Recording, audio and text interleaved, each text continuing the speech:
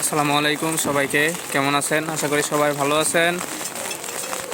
আজকে বাহিরে প্রচণ্ড বৃষ্টি। আপনারা যে যেখান থেকে দেখছেন আপনারা সবাই জানেন যে আবহাওয়ার পূর্বাভাস বলছে যে এরকমভাবে আরও 5-6 দিন চলতে পারে। তো আমাদের এখানেও ব্যতিক্রম নয়, এই যে আশেপাশে অনেক বৃষ্টি হচ্ছে। তো আপনারা জানেন যে আমি একটি কোম্পানিতে জব করে থাকি।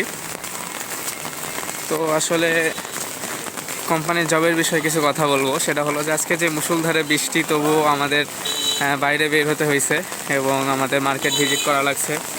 আমি এই যে ঘুরতেছি, কিন্তু আশেপাশে দোকানগুলো বেশিরভাগই বন্ধ। মানে আমাদের যে আমি যে সাইডে কাজ করি আর কি, ইলেকট্রিক সাইডে, তো ইলেকট্রিক সাইডের বেশিরভাগই দোকানই বন্ধ। তো বন্ধ থাকার কারণে আমি সঠিকভাবে ভিজিটও করতে পারতেছি না। আসলে এরকম বৃষ্টির দিনে কয়জন মানুষই দোকান খুলবে আর কি। এগুলো আর কি জুতা স্যান্ডেলের দোকান খোলা আছে। এখানে সবজি বিক্রেতা, সে সবজি নিয়ে বসে আছে, সবজি বিক্রি করতেছে।